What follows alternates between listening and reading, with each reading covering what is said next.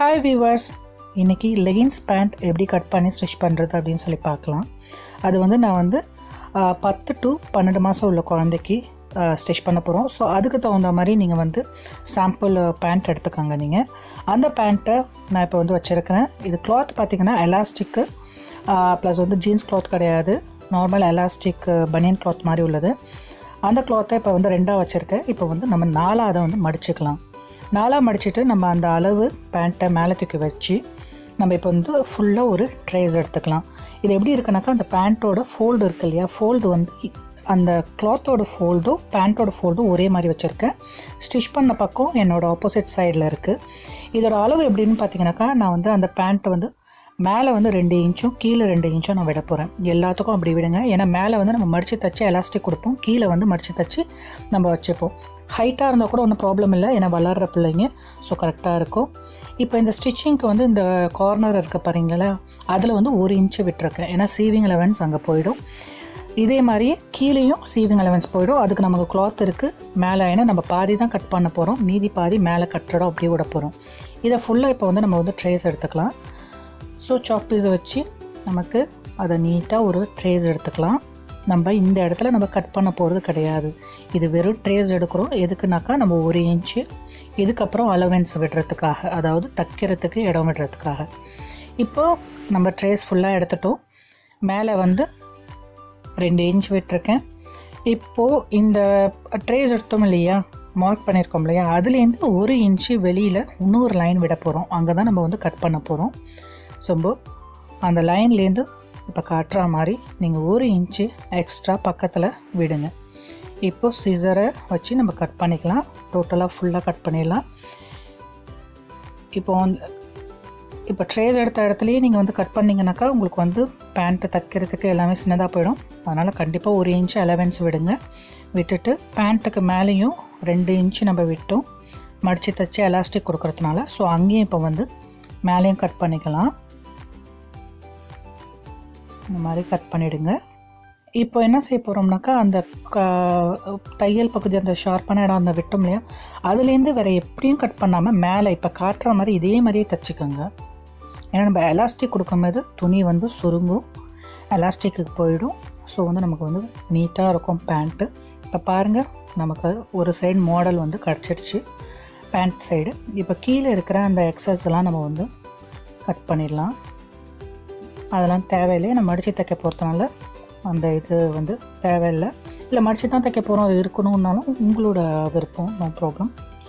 இப்போ எங்கே வந்து நம்ம வந்து தையல் போட போகிறோமோ அந்த இடத்துல ஒரு நாச் போட்டுக்கலாம். ஏன்னா நமக்கு வந்து ஈஸியாக தெரிய வரும். பேண்ட் இப்போ 2 பீசஸ் இருக்குது. மடித்து வச்சோம்னா அந்த மாதிரி தான் இருக்கும். இப்போ எப்படி ஸ்டிச் பண்ண போகிறோம் அப்படின்னாக்கா, கீழே வந்து மடித்து தைக்க போகிறோம். 2 பக்கமும் மடித்து தைச்சிட்டு நம்ம இதுலேருந்து கீழேருந்து இப்போ காட்டுற மாதிரி மேலே வரைக்கும் வந்து அது வரைக்கும் தான் நம்ம ஸ்டிச் பண்ண போகிறோம். ஃபஸ்ட்டு ஸ்டெப் இது. ஸோ வாங்க எப்படி தைக்கிறது அப்படின்னு பார்க்கலாம். இப்போ பேண்ட் எடுத்துகிட்டு கீழே நம்ம வந்து லைட்டாக ஒரு மடிப்பு இப்போ சுருட்டி விட்டு 2 மடிப்பு மடித்து இப்போ இதை வந்து தைச்சிக்கலாம். இப்போ காட்டுற மாதிரியே 2 இது சுருத்தி நம்ம வந்து மடித்து தைச்சிக்கிறேன். ஒரு பேண்ட்டு தைச்சாச்சு ஒரு சைடு, இன்னொரு சைடும் தைச்சிடலாம். இன்னொரு சைடும் தைச்சிட்டேன். இப்போ வந்து நம்ம சைடில் உள்ளதை ஸ்டிச் பண்ணலாம். சைடில் 1 இன்ச்சு விட்டோம் இல்லையா, ஸோ அதே மாதிரி 1 இன்ச்சுக்கு நமக்கு வந்து அதை தைச்சிடலாம். 1 இன்ச்சுக்கு தைச்சாச்சு பாருங்கள். 1 இன்ச்சுக்கு நீட்டாக பியூட்டிஃபுல்லாக தையல் வந்திருக்கு. அந்த கார்னரில் எஜ்ஜில் வந்து க்ராஸாக வந்து முடிஞ்சிருக்கு. இப்போ ஃபஸ்ட்டு இதை தைச்சா மாதிரியே எந்த இடத்துல இருக்குதுன்னு பார்த்து அந்த இடத்துல கையால், அப்படி இல்லைன்னா சாக் பீஸால் ஒரு கோடு ஒன்று போட்டுட்டு தைங்க. அப்படி இல்லைனாக்கா ஒரு ஏதாவது ஊசி ஒன்று வச்சுக்கோங்க. நீங்கள் பெட்டர் ஒரு கோடு ஒன்று போட்டுங்க. இப்போ எனக்கு கோடு இல்லை, நான் கையாலவே வச்சு நான் அப்படியே வந்து அதை ஸ்டிச் பண்ணிக்கிறேன். நான் 2 ஓட்டு ஸ்டார்டிங்கில் போட்டு பேக்கில் இப்போ ஃபுல்லாக அந்த கீழே அந்த க்ராஸ் வரா மாதிரி நல்லா நீட்டாக நான் வந்து ஸ்டிச் பண்ணிக்கிறேன். இப்போ தைச்சாச்சு. இப்போ பார்த்தீங்கன்னாக்கா 2 பீஸும் ஸ்டிச் பண்ணியாச்சு. ஒரு இது பேக் சைடில் இருக்குது, ஒரு இது ஃப்ரண்ட் சைடில் வச்சுருக்கேன். ஏன்னாக்கா நம்ம வந்து நடு க்ராஸ் லைன் இருக்கு இல்லையா, அது ஸ்டிச் பண்ண போகிறோம் இப்போ. அதனால் அந்த இது முன்னாடி பக்கம் திருப்பின பக்கம் இருக்கு இல்லையா, இது வந்து ரைட் ஃபேஸிங்கில் இருக்குது முன்னாடி பக்கம். அதை எடுத்து பின்னாடி பக்கம் உள்ள ஃபேஸிங் இந்த மாதிரி இப்போ வைக்கிற மாதிரி நீங்கள் வந்து வச்சுக்கோங்க.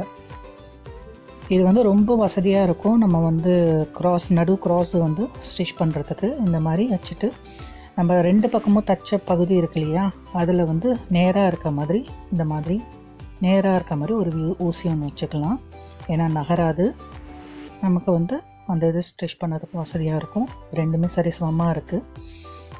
இப்போ பாருங்கள், ஒன்று ஃப்ரண்ட் சைடும் இந்த ஃப்ரண்ட் சைடும் ரெண்டுமே ஃப்ரண்ட் சைடு ஃபேஸிங்கில் உள்ளார இருக்குது.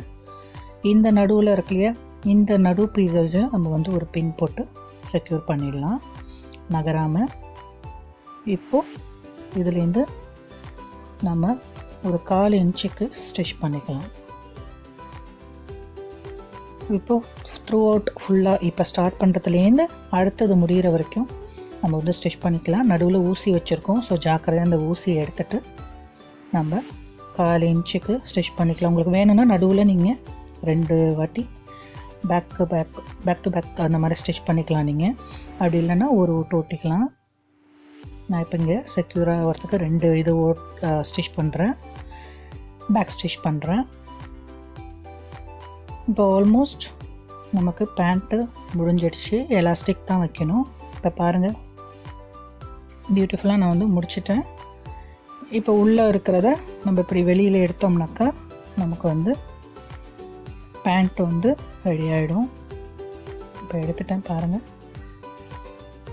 ஈஸி அண்ட் சிம்பிளாக வேலை முடிஞ்சது. இப்போ எலாஸ்டிக் வைக்க வேண்டியது தான். நம்ம எலாஸ்டிக் எடுத்துக்கலாம். எலாஸ்டிக் வந்து நான் 8.5 இன்ச் எடுத்திருக்கேன், அதாவது 17 இன்ச் எடுத்துருக்கிறேன்.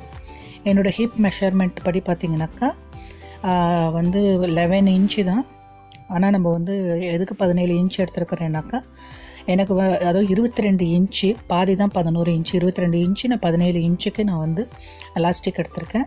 இப்போ மடித்து தைச்சிக்கலாம். மடித்து தைக்கும் போது 1 இன்ச்சுக்கு, ஏன்னா 1 இன்ச்சு நான் வந்து எலாஸ்டிக் எடுத்திருக்கேன், அதனால் கண்டிப்பாக 1 இன்ச்சு கொஞ்சம் ஜாஸ்தியாக நான் வந்து கேப்பை விடணும். அப்போ தான் உள்ளே என்னால் விட முடியும், இன்சர்ட் பண்ண முடியும். பாருங்கள், ஒரு மடிப்பு மடிச்சுட்டு நான் வந்து இன்னொரு மடிப்பு 1 இன்ச்சுக்கு ஜாஸ்தியாக மடிக்கிறேன். மடித்து ஃபுல்லாக ஓட்டியாச்சு. நான் ஸ்டிச் பண்ணிவிட்டேன். ஒரு பக்கம் மட்டும் நான் வந்து விட்டுருக்கேன். எதுக்கு விட்டுருக்கேனாக்கா, நம்ம எலாஸ்டிக் வைக்கணும். அதனால் கண்டிப்பாக ஏதாவது ஒரு இடத்துல வந்து நம்ம வந்து கேப்பு விடணும். கேப் விட்டு ஸ்டிச் பண்ணியாச்சு. இந்த மாதிரி ஊக்கு வச்சு நம்ம அந்த இடத்துல எலாஸ்டிக்கை உள்ளே விட்டு இந்த மாதிரி எடுத்துக்கலாம். பார்த்து பொறுமையாக எடுங்க, இல்லைனா இன்னொரு எலாஸ்டிக்கும் அந்த சைடில் உள்ள எலாஸ்டிக் வெளியில் உள்ளே போயிடும். ஸோ வந்து கொஞ்சம் சிரமமாக இருக்கும்.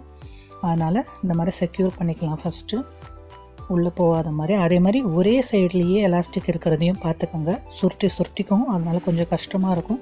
சுருட்டாமல் இருக்கிறதுக்கு நீங்கள் தையல், அது மேலேயும் தையல் போட்டுக்கலாம்.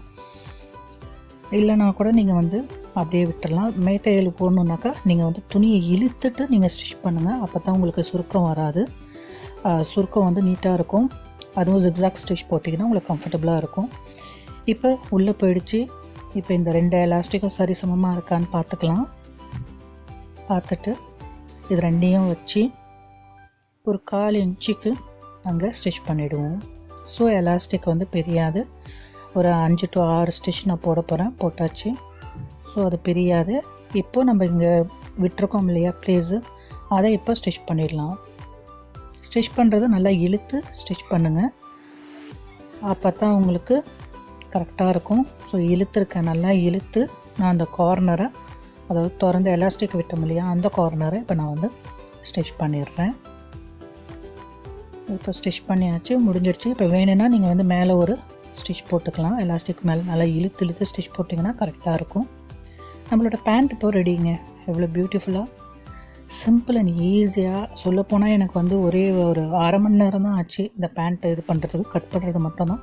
கட் பண்ணோன்னே ஈஸியாக ஸ்டிச் பண்ணியாச்சு. பாருங்கள், பியூட்டிஃபுல் அண்ட் சிம்பிள் அண்ட் ஈஸியாக நமக்கு பேண்ட் ரெடி ஆகிடுச்சு. இந்த பேண்ட் உங்களுக்கு கட் பண்ணி ஸ்டிச் பண்ணது பிடிச்சிருந்ததுன்னா கண்டிப்பாக லைக் பண்ணுங்கள், ஷேர் பண்ணுங்கள், சப்ஸ்கிரைப் பண்ணுங்கள். எப்படி இருந்ததுன்னு கமெண்ட் பண்ணுங்கள். தேங்க்ஸ் ஃபார் வாட்சிங். Bye bye.